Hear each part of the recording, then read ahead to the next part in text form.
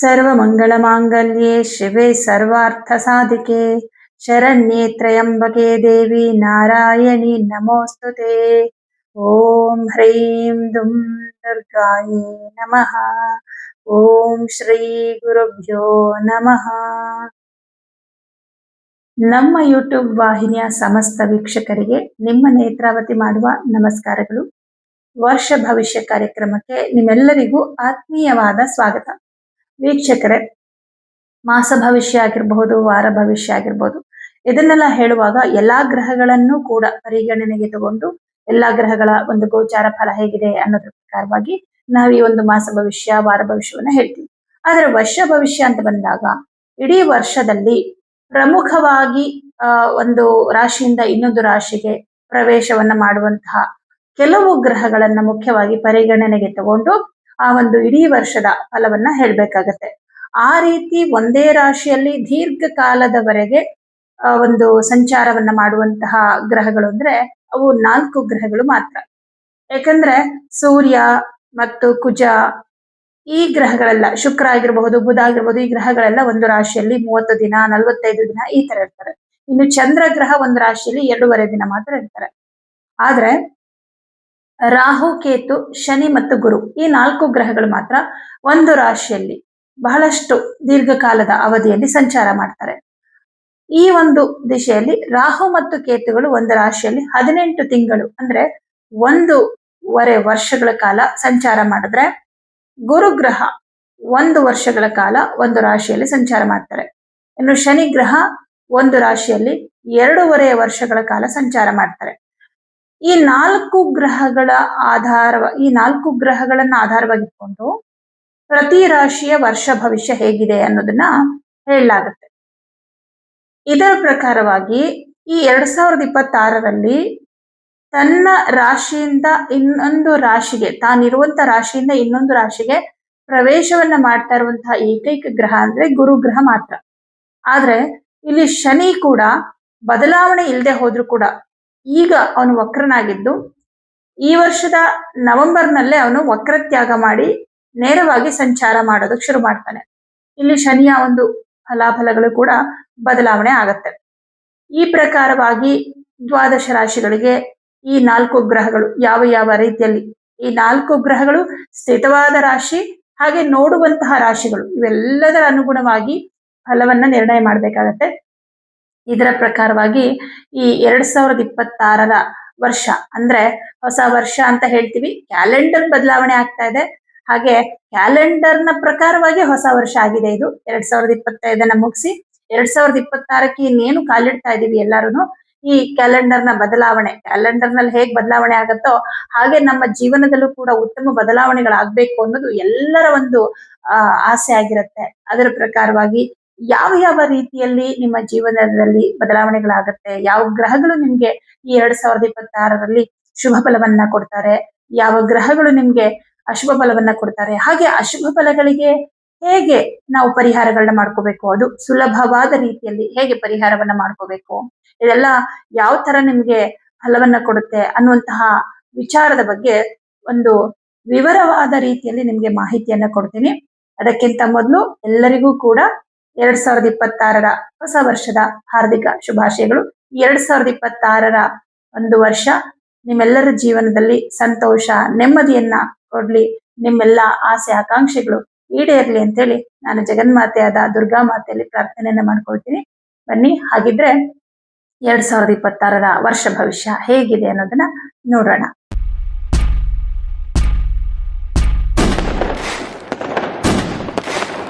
ಸಿಂಹ ರಾಶಿಯವರಿಗೆ 2026ರ ವರ್ಷ ಫಲ ಹೇಗಿದೆ ಅಂತ ನೋಡೋಣ. ಸದ್ಯಕ್ಕೆ ಸಿಂಹ ರಾಶಿಯವರಿಗೆ ಅಷ್ಟಮ ಶನಿ ನಡೀತಾ ಇದೆ. ಈ ಅಷ್ಟಮ ಶನಿಯ ಪ್ರಭಾವ ಈಗಾಗಲೇ ನಿಮ್ಗೆ ಗೊತ್ತಾಗಿದೆ. ಸಹಜವಾಗಿ ಅಷ್ಟಮ ಶನಿ ಬಂದಾಗ ಮೊದಲು ಸಮಸ್ಯೆ ಬರೋದು ಉದ್ಯೋಗದಲ್ಲಿ. ಯಾಕೆಂದ್ರೆ ಅಷ್ಟಮದಲ್ಲಿ ಸ್ಥಿತನಾದಂತಹ ಶನಿಗೆ ತೃತೀಯ ಭಾವಕ್ಕೆ ದೃಷ್ಟಿ ಇರುತ್ತೆ. ಅಂದ್ರೆ ಅವನು ಸ್ಥಿತನಾದ ರಾಶಿಯಿಂದ 3ನೇ ಮನೆಗೆ, ಅಂದ್ರೆ ಅದು ನಿಮಗೆ 10ನೇ ಮನೆ, ಕರ್ಮಸ್ಥಾನ. ಕರ್ಮಸ್ಥಾನ ಯಾವಾಗ ಶನಿ ನೋಡ್ತಾನೆ, ಅದು ಅಲ್ಲದೆ ನಿಮ್ಮ ರಾಶಿಗೆ ಅವನು ಶತ್ರು ಜೊತೆಗೆ ಮಾರಕಾಧಿಪತಿ ಕೂಡ ಹಾಕ್ತಾನೆ. ಹಾಗಾಗಿ ನಿಮ್ಮ ಒಂದು ಉದ್ಯೋಗದ ವಿಷಯದಲ್ಲಿ ಒಂದ್ ರೀತಿ ಸಮಸ್ಯೆಗಳು, ನಿಮ್ಮ ಉದ್ಯೋಗ ಕ್ಷೇತ್ರದಲ್ಲಿ ನಿಮ್ಮ ಮೇಲಧಿಕಾರಿನೇ ನಿಮ್ಮನ್ನ ಶತ್ರು ತರ ನೋಡುವಂಥದ್ದು, ಅಥವಾ ಅತಿಯಾದಂತಹ ಒಂದು ಕೆಲಸದ ಒತ್ತಡಗಳಾಗಿರ್ಬೋದು, ಈ ತರದ್ದೆಲ್ಲ ಈಗಾಗ್ಲೇ ಸಮಸ್ಯೆಗಳು ಈ ಒಂದು ಸಿಂಹ ರಾಶಿಯವರಿಗೆ ಬಂದಿದೆ. ಈ ಸಮಸ್ಯೆಗಳು ಇದ್ರೂ ಕೂಡ ಹಾಗೋ ಹೀಗೋ ನೀವು ಉದ್ಯೋಗದಲ್ಲಿ ಇದ್ದೀರಾ ಸದ್ಯಕ್ಕೆ, ಅಥವಾ ಹಾಗೋ ಹೀಗೋ ನಿಭಾಯಿಸ್ಕೊಂಡು ಹೋಗ್ತಾ ಇದ್ದೀರಾ. ಕಾರಣ ಏನಪ್ಪಾ ಅಂದ್ರೆ ನಿಮಗೆ ಗುರುಬಲ ಇರೋದ್ರಿಂದ. ಈಗ ಗುರು ಕರ್ಕಾಟಕ ರಾಶಿಗೆ ಬಂದಿದ್ರು ಕೂಡ ನವೆಂಬರ್ಗೆ ಮತ್ತೆ ಡಿಸೆಂಬರ್ಗೆ ಮತ್ತೆ ಮಿಥುನ ಹೊರಟೋಗ್ತಾನೆ. 2026ರಲ್ಲಿ ಮೇವರೆಗೂ ಅಂದ್ರೆ ಜೂನ್ 1ನೇ ತಾರೀಕುವರೆಗೂ ಗುರುಬಲ ಇರುತ್ತೆ ನಿಮ್ಗೆ. ಈ ಗುರುಬಲ ಇರೋವರೆಗೂ ಕೂಡ ಅಷ್ಟಮ ಶನಿಯ ಪ್ರಭಾವ ಸ್ವಲ್ಪ ಮಟ್ಟಿಗೆ ಕಡಿಮೆ ಇರುತ್ತೆ. ಜೂನ್ 2ನೇ ತಾರೀಕಿಗೆ ಗುರುಗ್ರಹ ಕರ್ಕಾಟಕ ರಾಶಿ ಪ್ರವೇಶ ಮಾಡ್ತಾನೆ. ಆವಾಗ ಗುರುಬಲ ಇರೋದಿಲ್ಲ, ಆದ್ರೆ ಒಂದು ವಿಚಾರದಲ್ಲಿ ನಿಮ್ಗೆ ಬೆನಿಫಿಟ್ ಸಿಗುತ್ತೆ. ಏನಪ್ಪಾ ಅಂದ್ರೆ ಈ ಗುರು 12ನೇ ಮನೆಗೆ ಬಂದಾಗ ಗುರುಬಲ ಇರೋದಿಲ್ಲ, ಹಾಗಾಗಿ ಕೆಲವು ಅಶುಭ ಫಲಗಳು ಸಿಕ್ಕತ್ತೆ. ಆದ್ರೆ ಶುಭ ಫಲ ಏನಪ್ಪಾ ಅಂದ್ರೆ 12ನೇ ಮನೆಗೆ ಬಂದಂತಹ ಗುರು ಅಂದ್ರೆ ಕರ್ಕಾಟಕ ರಾಶಿಯಲ್ಲಿದ್ದಂತಹ ಗುರು ಮೀನ ರಾಶಿಯಲ್ಲಿರೋ ಶನಿಯನ್ನ ನೋಡ್ತಾನೆ. ಯಾರಿಗೆ ಆದ್ರೂ ಅಷ್ಟೇ, ಅಷ್ಟಮ ಶನಿ ನಡೀತಾ ಇರ್ಲಿ, ಪಂಚಮ ಶನಿ ನಡೀತಾ ಇರ್ಲಿ, 7.5 ನಡೀತಾ ಇರ್ಲಿ, ಆ ಶನಿಯ ಮೇಲೆ ಗೋಚಾರ ಗುರುವಿನ ದೃಷ್ಟಿ ಬಿದ್ದರೆ ಅಥವಾ ನಿಮ್ಮ ಜಾತಕದಲ್ಲಿರೋ ಗುರುವಿನ ದೃಷ್ಟಿ ಬಿದ್ದಿದ್ದರೆ ನಿಮಗೆ ಆ ಶನಿಯ ಪ್ರಭಾವ 80% ಕಡಿಮೆ ಆಗುತ್ತೆ. ಬರೀ ನಾವು ಅಷ್ಟಮ ಶನಿ ಅಂದ ಕೂಡಲೇ ಭಯ ಪಡೋದು, 7.5 ಅಂದ ಕೂಡಲೇ ಭಯ ಪಡೋದು ಹಾಗಲ್ಲ. ನಿಮ್ಮ ಜಾತಕದಲ್ಲಿ ಶನಿ ಹೇಗಿದ್ದಾನೆ ಅದು ಕೂಡ ಕೌಂಟ್ ಆಗುತ್ತೆ. ಜೊತೆಗೆ ಶನಿಯನ್ನ ಗುರು ನೋಡ್ತಾ ಇದ್ದಾನ, ಶುಕ್ರ ನೋಡ್ತಾ ಇದ್ದಾನ, ಶುಭ ಗ್ರಹಗಳು ನೋಡಿದಾಗ ಶನಿಯ ಪ್ರಭಾವ ಕಮ್ಮಿ ಆಗುತ್ತೆ. ಗ್ರಹಗಳಲ್ಲೇ ಅತ್ಯಂತ ಶುಭ ಗ್ರಹ ಗುರು ಆಗಿರುವ ಕಾರಣ ಈ ಗುರುವಿನ ದೃಷ್ಟಿ ಬೀಳ್ತಿದ್ದ ಹಾಗೆ ಶನಿಯ ಪ್ರಭಾವ ಕಮ್ಮಿ ಆಗುತ್ತೆ. ಹಾಗಾಗಿ ನಿಮಗೆ ಈ ಉದ್ಯೋಗದಲ್ಲಿರ್ತಕ್ಕಂಥ ಸಮಸ್ಯೆಗಳು ಮುಂದಿನ ವರ್ಷ ಅಂದ್ರೆ 2026 ಜೂನ್ನಿಂದ ನಿಮಗೆ ಉದ್ಯೋಗದಲ್ಲಿರುವಂತಹ ಸಮಸ್ಯೆಗಳು ಸ್ವಲ್ಪ ಮಟ್ಟಿಗೆ ಕಡಿಮೆ ಆಗುತ್ತೆ. ಈಗ ಏನೇನೆಲ್ಲ ಸಮಸ್ಯೆಗಳಾಗ್ತಾ ಇದೆ, ಕೆಲಸದಲ್ಲಿ ತುಂಬಾ ಒತ್ತಡಗಳು, ಈ ತರದ್ದೆಲ್ಲ. ಆದ್ರೆ ಮೇವರೆಗೂ ಅಷ್ಟಮ ಶನಿ ಪ್ರಭಾವ ಇದ್ದೇ ಇರುತ್ತೆ. ಮೊದಲನೇದಾಗಿ ನೋಡಿ, ವಿದ್ಯೆ ಅಂತ ತಗೊಂಡಾಗ ಇಲ್ಲಿ ಪಂಚಮಾಧಿಪತಿ ಲಾಭದಲ್ಲಿರೋದ್ರಿಂದ ವಿದ್ಯಾರ್ಥಿಗಳಿಗೆ ಏನೂ ತೊಂದರೆ ಇರೋದಿಲ್ಲ 2026ರಲ್ಲಿ. ಯಾಕಂದ್ರೆ ಮೇವರೆಗೂ ಲಾಭದಲ್ಲಿರ್ತಾನೆ, 5ನೇ ಮನೆ ನೋಡ್ತಾ ಇರ್ತಾನೆ ವಿದ್ಯಾಸ್ಥಾನನ. ಮೇ ನಂತರ ದುಸ್ಥಾನಕ್ಕೆ ಬರ್ತಾನೆ, ಆದ್ರೂ ಕೂಡ ಪಂಚಮ ಸ್ಥಾನಾಧಿಪತಿ ಉಚ್ಚ ಕ್ಷೇತ್ರದಲ್ಲಿ ಇರ್ತಾನೆ. ಹಾಗಾಗಿ 2026ರಲ್ಲಿ ವಿದ್ಯಾರ್ಥಿಗಳಿಗೆ, ಸಿಂಹರಾಶಿ ವಿದ್ಯಾರ್ಥಿಗಳಿಗೆ ಏನು ತೊಂದರೆ ಇರೋದಿಲ್ಲ. ಆದ್ರೆ ವಿದ್ಯಾಭ್ಯಾಸಕ್ಕೆ ಸಂಬಂಧಪಟ್ಟಂತೆ ಕೆಲವು ಅನುಕೂಲಗಳು, ಕೆಲವು ಫೆಸಿಲಿಟೀಸ್ ಬೇಕು ಅಂತ ಬಯಸ್ತಾ ಇರೋರಿಗೆ ಸ್ವಲ್ಪ ನಿರಾಸೆ ಆಗುತ್ತೆ. ಈಗ ಇಂಥ ಕಾಲೇಜಲ್ಲೇ ಸೀಟ್ ಸಿಗ್ಬೇಕು, ಇಂಥ ಕಡೆಗೆ ಓದ್ಬೇಕು, ಆ ಥರದ್ದೇನೋ ಒಂದು ಆಸೆಗಳಿರುತ್ತೆ ಅನ್ಕೊಳ್ಳಿ. ಆ ವಿಷಯವಾಗಿ ನೀವು ಅನ್ಕೊಂಡಿದ್ದಾಗಲ್ಲ, ಅವಕಾಶಗಳು ಸಿಗಲ್ಲ. ಆದ್ರೆ ಓದೋ ವಿಷಯದಲ್ಲಿ ನಿಮ್ಗೆ ಆಸಕ್ತಿ ಕಡಿಮೆ ಆಗೋದು, ವಿದ್ಯಾಭ್ಯಾಸದಲ್ಲಿ ತೊಂದರೆಗಳು ಬರೋದು, ಈ ತರದ್ದೆಲ್ಲ ಏನಿಲ್ಲ. ನಿಮ್ಮ ಆಸೆಗಳು ಈಡೇರೋದಿಲ್ಲ, ಯಾಕಂದ್ರೆ ದುಸ್ಥಾನದಲ್ಲಿ ಗುರು ಇರೋದ್ರಿಂದ. ಇನ್ನು ಈ ಒಂದು 2026ರಲ್ಲಿ ಶನಿ ಅಷ್ಟಮದಲ್ಲಿರ್ತಾನಲ್ವಾ, ಮೇವರೆಗೂ 2ನೇ ಮನೆ, ಮೇ ನಂತರನು ಅವನು 2ನೇ ಮನೆ ನೋಡ್ತಾನೆ ಇರ್ತಾನೆ. ಬಟ್ ಮೇವರೆಗೂ ಅವನ ಮೇಲೆ ಗುರುದೃಷ್ಟಿ ಇಲ್ಲದೆ ಇರೋದ್ರಿಂದ ನಿಮಗೆ ಹಣಕಾಸಿನ ವಿಷಯದಲ್ಲಿ ಸಮಸ್ಯೆಗಳು, ದುಡ್ಡು ಬರೋದಕ್ಕೆ ಸ್ವಲ್ಪ ಲೇಟ್ ಆಗ್ತಾ ಇರುತ್ತೆ. ಸ್ವಂತ ಉದ್ಯೋಗ ಮಾಡ್ತಾ ಇರೋರಿಗೆ ನೀವೇನೋ ಒಂದು ಎಕ್ಸ್ಪೆಕ್ಟೇಷನ್ ಇಟ್ಕೊಂಡು ಬಿಸ್ನೆಸ್ ಮಾಡ್ತೀರಾ. ಪ್ರೆಸೆಂಟ್ ಕೂಡ ಹಂಗೆ ಆಗ್ತಾ ಇದೆ. ನೀವೇನೋ ಒಂದು ಎಕ್ಸ್ಪೆಕ್ಟೇಷನ್ ಇಟ್ಕೊಂಡು ಇಂತಿಷ್ಟು ಆಗ್ಬೇಕು ಅಂತ ಒಂದು ಟಾರ್ಗೆಟ್ ಇಟ್ಕೊಂಡಿದ್ದೀರಾ, ಪಾಪ ತುಂಬಾ ಪರಿಶ್ರಮ ಪಡ್ತಾ ಇದ್ದೀರಾ, ತುಂಬಾ ಕಷ್ಟ ಪಡ್ತಾ ಇದ್ದೀರಾ. ಬಟ್ ನೀವ್ ಅನ್ಕೊಂಡ ಹಾಗೆ ಲಾಭ ಬರ್ತಾ ಇಲ್ಲ, ನಿಮ್ಮ ಎಕ್ಸ್ಪೆಕ್ಟೇಷನ್ಗೆ ತಕ್ಕಂತೆ ಲಾಭ ಬರ್ತಾ ಇಲ್ಲ. ಆದ್ರೆ ಗುರುಬಲ ಇರೋದ್ರಿಂದ ಹಾಗೋ ಹೀಗೋ ಈಗ 100% ನೀವು ಆಸೆ ಪಟ್ಟಿದ್ರೆ ಒಂದು 50% ಆದ್ರೂ ಬರ್ತಾ ಇದೆ, ಹೇಗೋ ನಡೀತಾ ಇದೆ. ಇದು ಹೀಗೆ ಮೇವರೆಗೂ ಕಂಟಿನ್ಯೂ ಆಗುತ್ತೆ. ಮತ್ತೆ ಕುಟುಂಬದಲ್ಲಿ ಕೆಲವು ಸಮಸ್ಯೆಗಳಿದೆ. ಆ ಸಮಸ್ಯೆಗಳು ಯಾರ್ಯಾರಿಗೆ ಇವಾಗಲೇ ಕುಟುಂಬದಲ್ಲಿ ನೆಮ್ಮದಿ ಇಲ್ಲ, ಮನೆಯಲ್ಲಿ ಅಶಾಂತಿ, ಕುಟುಂಬದಲ್ಲಿ ಇರ್ತಕ್ಕಂಥವ್ರಿಗೆ ಪದೇ ಪದೇ ಹುಷಾರ್ ತಪ್ಪೋದು, ತೊಂದರೆಗಳಾಗೋದು, ಕುಟುಂಬದಲ್ಲಿರೋರೇ ಶತ್ರುಗಳ ತರ ನಿಮ್ಮನ್ನ ನೋಡೋದು, ಮನೆಯಲ್ಲಿ ಇರುವಂತಹ ವ್ಯಕ್ತಿಗಳ ಜೊತೆ ಮನಸ್ತಾಪಗಳಾಗ್ತಾ ಇರೋದು, ಮನೆಯಲ್ಲಿ ಎಷ್ಟು ದುಡಿದ್ರೂ ದಾರಿದ್ರ್ಯ ಬರುವಂತದ್ದು, ಈ ತರ. ಮತ್ತೆ ಕುಟುಂಬದವರಿಂದ ದುಃಖ, ಯಾಕಂದ್ರೆ ಶನಿ ದುಃಖ ಸೂಚಕ ಗ್ರಹ. ಅವನು ಯಾವ್ಯಾವ ಭಾವನ ನೋಡ್ತಾನೋ ಆ ವಿಷಯದಲ್ಲೆಲ್ಲ ದುಃಖ ಕೊಡ್ತಾನೆ. 2ನೇ ಮನೆ ನೋಡ್ತಾ ಇದ್ದಾನೆ, ನೇರವಾಗಿ ನೋಡ್ತಾ ಇದ್ದಾನೆ ಸಪ್ತಮ ಅವನಿಗೆ. ಹಾಗಾಗಿ ಕುಟುಂಬದ ವಿಷಯದಲ್ಲಿ ಬಹಳಷ್ಟು ದುಃಖವನ್ನ ಈಗಾಗಲೇ ಅನುಭವಿಸ್ತಾ ಇರುವಂತವ್ರಿಗೆ 2026 ಮೇವರೆಗೂ ಇದು ಹಾಗೇ ಮುಂದುವರಿತಾ ಹೋಗುತ್ತೆ. ಯಾಕೆಂದ್ರೆ ಜ್ಯೋತಿಷಿಗಳು ಏನಿದೆಯೋ ವಿಚಾರ ಅದನ್ನ ಹೇಳ್ಬೇಕು. ಸಮಸ್ಯೆ ಇದ್ರೂನು ಅದನ್ನ ಹೇಳ್ಬೇಕಾಗತ್ತೆ, ಆದ್ರೆ ಅದಕ್ಕೆ ಪರಿಹಾರನೂ ಕೊಡ್ಬೇಕಾಗತ್ತೆ. ವಿಡಿಯೋನ ಕೊನೆಯವರೆಗೂ ನೋಡಿ. ಕೊನೆಯಲ್ಲಿ ನಿಮ್ಗೆ ತುಂಬಾ ಸರಳ ಪರಿಹಾರಗಳನ್ನ ಹೇಳ್ತೀನಿ. ಹೇಳೋ ಪರಿಹಾರಗಳು ತುಂಬಾ ಸರಳ ಅನ್ಸ್ಬೋದು, ಬಟ್ ನೀವು ಮಾಡಿ ನೋಡಿ. ಅದರಿಂದ ನಿಮ್ಗೆ ಏನ್ ರಿಸಲ್ಟ್ ಸಿಗುತ್ತೆ ಅನ್ನೋದನ್ನ ನೀವು ಕಮೆಂಟ್ ಬಾಕ್ಸ್ ಅಲ್ಲಿ ತಿಳಿಸಿ. 2ನೇ ಮನೆನ ಗುರು ಶನಿ ನೋಡ್ತಾ ಇರೋದ್ರಿಂದ ಈ ತರದ ಎಲ್ಲಾ ಸಮಸ್ಯೆಗಳು, ಕುಟುಂಬದಿಂದ ಬರ್ತಾ ಇರೋ ಎಲ್ಲಾ ತರ ಸಮಸ್ಯೆಗಳು ಕೂಡ ಮೇವರೆಗೂ ಹಾಗೆಯೇ ಮುಂದುವರಿತಾ ಹೋಗುತ್ತೆ. ಆದ್ರೆ ಜೂನ್ 2ನೇ ತಾರೀಕಿಗೆ ಯಾವಾಗ ಗುರು ಕರ್ಕಾಟಕ ರಾಶಿಗೆ ಬಂದು ಕರ್ಕಾಟಕದಿಂದ ಶನಿಯನ್ನ ನೋಡೋದಕ್ಕೆ ಶುರು ಮಾಡ್ತಾನೋ, ಅಲ್ಲಿಂದ ಕುಟುಂಬದಲ್ಲಿ ಆಗ್ತಕ್ಕಂತಹ ಜಗಳ, ಮನಸ್ತಾಪಗಳು ಇದೆಲ್ಲ ಸ್ವಲ್ಪ ಕಡಿಮೆ ಆಗ್ತಾ ಹೋಗುತ್ತೆ. ಕುಟುಂಬದಲ್ಲಿ ಪದೇ ಪದೇ ಜನಗಳು, ನಿಮ್ ಕುಟುಂಬದಲ್ಲಿ ಇರುವಂತವ್ರು ಪದೇ ಪದೇ ಹುಷಾರ್ ತಪ್ಪೋದು, ಅವ್ರಿಗೋಸ್ಕರ ದುಡ್ಡು ಖರ್ಚಾಗ್ತಾ ಹೋಗೋದು, ಇದೆಲ್ಲವೂ ಕೂಡ ಕಡಿಮೆ ಆಗ್ತಾ ಹೋಗುತ್ತೆ. ಮತ್ತೊಂದು ವಿಚಾರ, ನಿಮಗೆ 5ನೇ ಮನೆ ಅಧಿಪತಿ ಗುರುಗ್ರಹ 12ನೇ ಮನೆಯಲ್ಲಿ ಸಂಚಾರ ಮಾಡ್ತಾನೆ. 2026 ಜೂನ್ ನಂತರ ಮಕ್ಕಳ ವಿಷಯದಲ್ಲಿ ವಿಪರೀತ ಖರ್ಚುಗಳಾಗತ್ತೆ. ಮಕ್ಕಳಿಗೋಸ್ಕರ ಖರ್ಚುಗಳು ಅಥವಾ ಮುಂದಿನ ಭವಿಷ್ಯಕ್ಕೋಸ್ಕರ ಖರ್ಚುಗಳು. ಅಂದ್ರೆ ಏನಾದ್ರೂ ಮನೆ ತಗೊಳ್ಳೋದು, ವಾಹನ ತಗೊಳ್ಳೋದು, ಇದೇನಪ್ಪ 12ನೇ ಮನೆಯಲ್ಲಿರುವಂತಹ ಗುರು ಅದನ್ನೆಲ್ಲ ಕೊಡ್ತಾನ ಅಂತ ನಿಮ್ಗೆ ಅನ್ಸ್ಬೋದು. ಬರೀ ಗುರು ಆಗಲಿ ಯಾವುದೇ ಗ್ರಹ ಆಗಲಿ, ಅವ್ರು ಇರೋ ಭಾವದ ಮೇಲೆ ನಾವು ಬರೀ ರಿಸಲ್ಟ್ ಹೇಳ್ಬಾರ್ದು. ಅವ್ರು ಯಾವ್ಯಾವ ಭಾವಗಳನ್ನ ನೋಡ್ತಾರೆ, ಪ್ರತಿ ಗ್ರಹಗಳಿಗೂ ಸಪರೇಟ್ ದೃಷ್ಟಿಕೋನಗಳಿರತ್ತೆ. ನಾವು ನೇರವಾಗಿ ನೋಡೋದು ಒಂದೇ ತರ ನೋಡ್ತೀವಿ, ಆದ್ರೆ ಒಬ್ಬೊಬ್ರನ್ನ ಬೇರೆ ತರ, ನಮ್ಮ ದೃಷ್ಟಿಕೋನನೇ ಬೇರೆ ಇರುತ್ತೆ ಅಲ್ವಾ.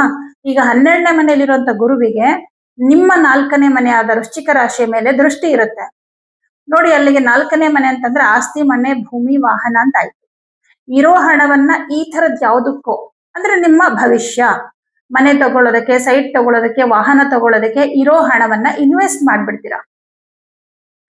ಆಗ ಆ ಹಣ ನಿಮ್ಗೆ ಖಾಲಿ ಆಗುತ್ತೆ. ಅಂದ್ರೆ 12ನೇ ಮನೆಗೆ ಬಂದಿರುವ ಗುರುವಿನಿಂದಾಗಿ ಜೂನ್ ನಂತರ ನಿಮ್ ಹತ್ರ ಇರುವಂತ ಹಣ, ನೀವು ಸೇವಿಂಗ್ಸ್ ಮಾಡಿ ಇಟ್ಕೊಂಡಿದ್ದ ಹಣ ಖಾಲಿ ಆಗತ್ತೆ.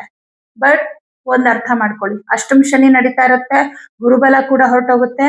ಈ ಸಮಯದಲ್ಲಿ ಯಾವುದೇ ಬಿಸ್ನೆಸ್ ಅಂತ ಮಾಡಕ್ ಹೋಗ್ಬೇಡಿ. ನಿಮ್ಮ ಹತ್ರ ಇರೋ ಹಣ ಖಾಲಿ ಆಗೋದು ಬೇಸರದ ವಿಷಯನೇ, ಆದ್ರೆ ಅದನ್ನ ಒಳ್ಳೇದಕ್ಕೆ ಉಪಯೋಗಿಸಿ ಖಾಲಿ ಆದ್ರೆ ಬೇಜಾರಿಲ್ಲ. ನಿಮಗ್ ಮನೆನೋ ಸೈಟೋ ಸಿಕ್ತು ಅಂತೇಳಿ ನೀವ್ ಯಾವ್ದೋ ಬಿಸ್ನೆಸ್ ಅಂತ ಇನ್ವೆಸ್ಟ್ ಮಾಡಿ ಅದರಲ್ಲಿ ಲಾಸ್ ಆಗೋಯ್ತು ಅನ್ಕೊಂಡ್ರೆ ಹೋಯ್ತು, ಎಲ್ಲಾ ಹಣನೂ ಹೊರಟೋಯ್ತು. ಹಾಗಾಗಿ 2026 ಸಿಂಹರಾಶಿಯವರಿಗೆ ನಾನು ಕೊಡುವಂತಹ ಮೇನ್ ಅಡ್ವೈಸ್ ಏನಪ್ಪಾ ಅಂದ್ರೆ, ಯಾವುದೇ ಕಾರಣಕ್ಕೂ ಹೊಸದಾಗಿ ಬಿಸ್ನೆಸ್ ಸ್ಟಾರ್ಟ್ ಮಾಡ್ಬೇಡಿ. ಅಂದ್ರೆ ಕೈಯಿಂದ ಇನ್ವೆಸ್ಟ್ ಮಾಡುವಂತ ಬಿಸ್ನೆಸ್ ಸ್ಟಾರ್ಟ್ ಮಾಡ್ಬೇಡಿ. ನಿಮ್ಮ ಬುದ್ಧಿಯನ್ನ ಬಂಡವಾಳವಾಗಿ ಇಟ್ಕೊಂಡು ಏನಾದ್ರು ಬಿಸ್ನೆಸ್ ಮಾಡ್ತೀರಾ ಅಂದ್ರೆ ಓಕೆ, ಬೇರೆಯವ್ರು ಇನ್ವೆಸ್ಟರ್ ಆಗಿ ನೀವು ಅವ್ರಿಗೆ ಕೆಲಸ ಮಾಡ್ಕೊಡೋದು, ಬಂದಿದ್ದ ಹಣದಲ್ಲಿ ಇಬ್ರು ತಗೊಳ್ಳೋದು, ಈ ತರದಾದ್ರೂ ಓಕೆ. ಇನ್ನು ನಿಮಗೆ ಆದಾಯ ಹೇಗಿರುತ್ತೆ, ನಷ್ಟ ಹೇಗಿರುತ್ತೆ ಅಂತ ನೋಡಿದ್ರೆ, ಈಗಲೂ ಆದಾಯ ನೀವು ಎಕ್ಸ್ಪೆಕ್ಟ್ ಮಾಡ್ದಂಗೆ ಇಲ್ಲ. 2026 ಕೂಡ ಹಾಗೆ ಇರುತ್ತೆ. ಬಟ್ 2026 ಜೂನ್ ನಿಂದ ಏನಪ್ಪಾ ಅಂದ್ರೆ ನಿಮ್ಗೆ ಆದಾಯ ಬರೋದ್ ಕಮ್ಮಿ ಆಗತ್ತೆ. ಅಂದ್ರೆ ಬರೋದ್ ಕಮ್ಮಿ ಆಗುತ್ತೆ, ಬಟ್ ಖರ್ಚು ಕೂಡ ಕಮ್ಮಿ ಆಗುತ್ತೆ ನಿಮ್ಗೆ. ಈಗ ಏನಾಗ್ತದೆ, ಬರುತ್ತೆ ಎಲ್ಲ ಕುಟುಂಬಕ್ಕೋಸ್ಕರನೇ ಹೋಗ್ತಾ ಇದೆ, ಆತರ ಆಗ್ತಾ ಇದೆ. ಬಟ್ 2026 ಗುರುಬಲ ಇರಲ್ವಲ್ಲ, ಹಾಗಾಗಿ ನಿಮ್ಗೆ ಆದಾಯ ಬರೋದೇ ಕಮ್ಮಿ ಆಗ್ಬಿಡುತ್ತೆ. ಬಟ್ ನಿಮ್ ಕುಟುಂಬದಲ್ಲಿ ಇದ್ದಂತ ಪ್ರಾಬ್ಲಮ್ಗಳು ಸಾಲ್ವ್ ಆಗೋದ್ರಿಂದ ಖರ್ಚುಗಳು ಬರೋದಿಲ್ಲ, ಹಾಗಾಗಿ ಹೆಂಗೋ ಮ್ಯಾನೇಜ್ ಆಗ್ತಾ ಇರುತ್ತೆ. ಬಟ್ ಮೇನ್ ಆಗಿ 2026 ಜೂನ್ ನಿಂದ ನಿಮ್ಮ ಕೆಲಸದಲ್ಲಿ ಇದ್ದಂತಹ ತೊಂದರೆಗಳು, ಕಿರಿಕಿರಿಗಳು, ಒತ್ತಡಗಳು ಕಡಿಮೆ ಆಗುತ್ತೆ.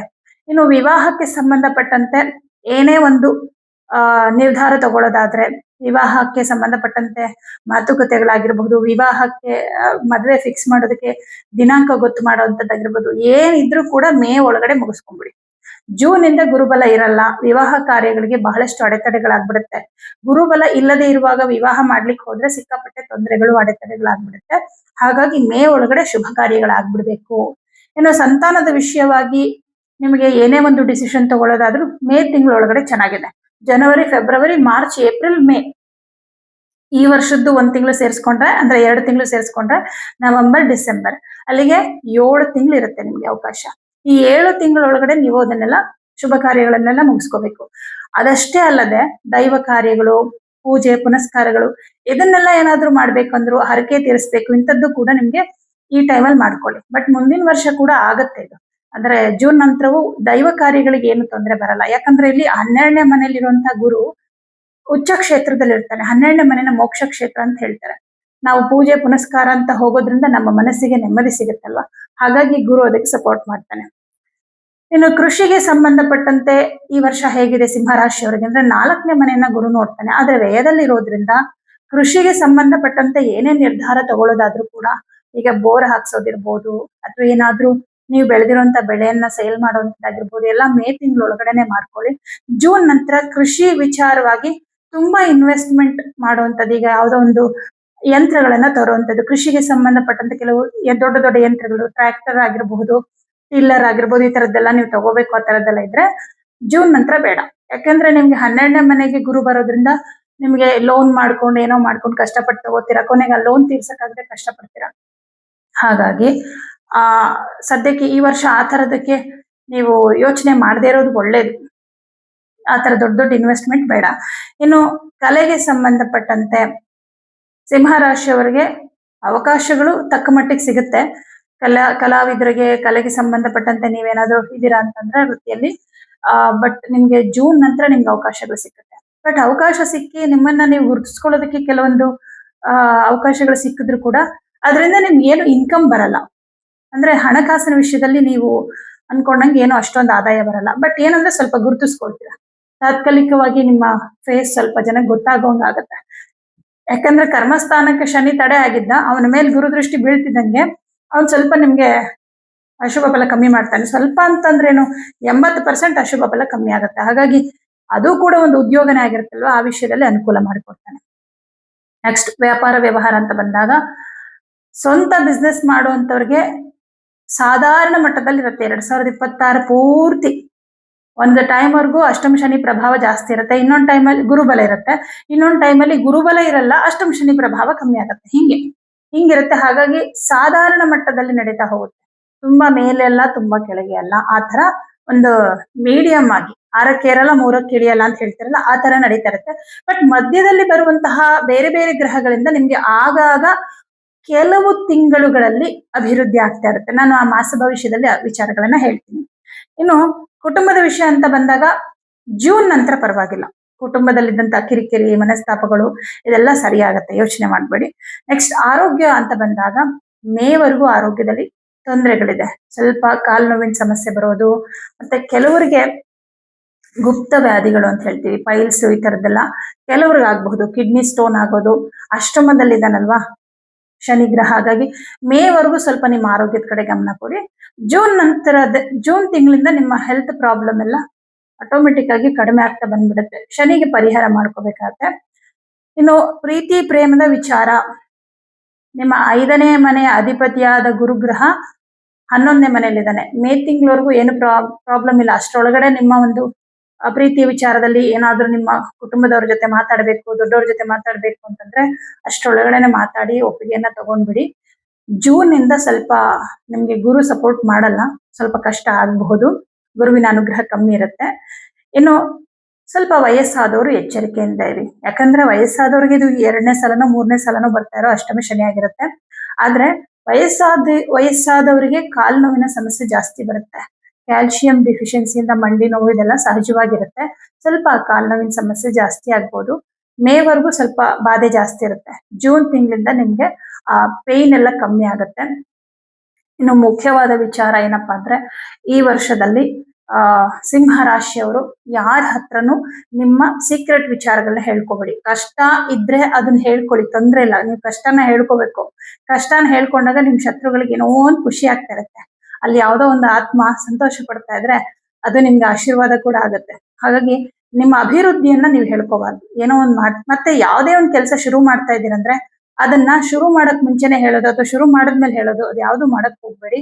ಯಾಕಂದ್ರೆ ಸಿಂಹ ರಾಶಿಯವರಿಗೆ ವಾಕ್ಸ್ಥಾನಾಧಿಪತಿ ಬುಧ ಆಗಿರೋದ್ರಿಂದ ಯಾವ ವಿಚಾರನೂ ನಿಮ್ಮ ಮನಸ್ಸೊಳಗಡೆ ಇಟ್ಕೊಳ್ಳಲ್ಲ. ನೀವೆಲ್ಲಾನು ಹೇಳ್ಕೊಂಡ್ ಬಿಡ್ತೀರಾ, ಅದು ಪ್ರಾಬ್ಲಮ್. ಮತ್ತೆ ಕೆಲಸ ಆಗೋದಕ್ಕಿಂತ ಮುಂಚೆನೆ ಹೇಳ್ಬಿಟ್ಟಿರ್ತೀರ, ನಾನು ಹಿಂಗ್ ಮಾಡ್ತಿದೀನಿ ಹಂಗ್ ಮಾಡ್ತಿದೀನಿ ಅಂತ. ಅದು ಕೂಡ ನಿಮ್ಮ ಒಂದು ಫೇಲ್ಯೂರ್ಗೆ ಕಾರಣ ಆಗಿರುತ್ತೆ. ಮತ್ತೆ ಈ ವರ್ಷದಲ್ಲಿ ನೀವು ಮಾಡ್ಬೇಕಾಗಿರೋ ಪರಿಹಾರಗಳೇನಪ್ಪಾ ಅಂದ್ರೆ, ಪರಿಹಾರ ಅನ್ನೋದಕ್ಕಿಂತ ಫಸ್ಟ್ ಎಚ್ಚರಿಕೆ ವಿಷಯಗಳು ಹೇಳ್ಬಿಡ್ತೀನಿ.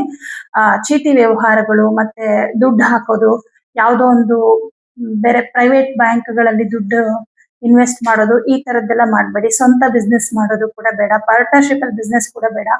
ಅಂದ್ರೆ ಹಣವನ್ನ ಇನ್ವೆಸ್ಟ್ ಮಾಡಿ ಮಾಡುವಂತ ಬಿಸ್ನೆಸ್ ಬೇಡ. ಬುದ್ಧಿ ಬಲದಿಂದ ನೀವು ಬುದ್ಧಿಯನ್ನೇ ಬಂಡವಾಳವಾಗಿ ಇಟ್ಕೊಂಡು ನೀವು ಬಿಸ್ನೆಸ್ ಮಾಡೋದಾದ್ರೆ ಏನು ತೊಂದರೆ ಇಲ್ಲ. ಯಾಕಂದ್ರೆ ನಿಮ್ಮ ರಾಶಿಯಲ್ಲಿ ಕೇತು ಇರ್ತಾನೆ, 7ನೇ ಮನೆ ರಾಹು ಇರ್ತಾನೆ. ವಿತೌಟ್ ಇನ್ವೆಸ್ಟ್ಮೆಂಟ್ ಬಿಸ್ನೆಸ್ಗೆಲ್ಲ ರಾಹುನೇ ಕಾರಕ. ಹಾಗಾಗಿ ಅದನ್ನ ಮಾಡ್ಬೋದು, ಏನು ತೊಂದರೆ ಇಲ್ಲ. ಆದ್ರೆ ಹಣವನ್ನ ಹೂಡಿಕೆ ಮಾಡೋ ಬಿಸ್ನೆಸ್ ಮಾಡೋದು ಬೇಡ. ಅದೇ ಹಣವನ್ನ, ನಿಮ್ ಹತ್ರ ಇರೋ ಹಣವನ್ನ ಭೂಮಿಗೆ, ಮನೆಗೆ ಇನ್ವೆಸ್ಟ್ ಮಾಡಿ ತುಂಬಾ ಒಳ್ಳೇದಾಗತ್ತೆ ನಿಮ್ಗೆ. ಆ ತರದ ಅವಕಾಶಗಳು ಬರುತ್ತೆ, ಅದನ್ನ ಉಪಯೋಗಿಸ್ಕೊಳ್ಳಿ. ಮತ್ತೆ ಇನ್ನೊಂದು, ಬೇರೆಯವ್ರಿಗೆ ಹಣ ಕೊಡ್ಬೇಡಿ, ವಾಪಸ್ ಬರಲ್ಲ. ನೀವು ಸಾಲ ಕೊಟ್ಟಿದ್ ವಾಪಸ್ ಬರಲ್ಲ. ಹಾಗೆ ಸಾಲ ಕೂಡ ಮಾಡಬೇಡಿ. ಯಾಕಂದ್ರೆ ಇಲ್ಲಿ 6ನೇ ಮನೆ ಅಧಿಪತಿ ಅಷ್ಟಮದಲ್ಲಿ ಇರೋದ್ರಿಂದ ಸಾಲದಿಂದ ನಿಮಗೆ ಜಾಸ್ತಿ ಬಾಧೆ ಕೊಟ್ಬಿಡ್ತಾನೆ. ಸಾಲ ಮಾಡಿ ಏನು ಮಾಡಕ್ ಹೋಗ್ಬೇಡಿ. ಇದಿಷ್ಟು ಎಚ್ಚರಿಕೆ ಕ್ರಮಗಳು. ಮತ್ತೆ ಕೆಲಸ ಬಿಡಕ್ ಹೋಗ್ಬೇಡಿ. ಮೇವರೆಗೂ ಕೆಲಸದಲ್ಲಿ ತುಂಬಾ ಕಷ್ಟ ಇರುತ್ತೆ, ಬಿಟ್ಬಿಡೋಣ ಅನ್ಸ್ತಿರುತ್ತೆ, ಬಿಡಬೇಡಿ. ಜೂನ್ ಇಂದ ಕೆಲಸದಲ್ಲಿ ಪ್ರಾಬ್ಲಮ್ ಸಾಲ್ವ್ ಆಗುತ್ತೆ, ಅಥವಾ ಬೇರೆ ಅವಕಾಶ ಸಿಗುತ್ತೆ ನಿಮ್ಗೆ. ಬೇರೆ ಉದ್ಯೋಗದ ಅವಕಾಶ ತಾನಾಗೆ ಸಿಗುತ್ತೆ.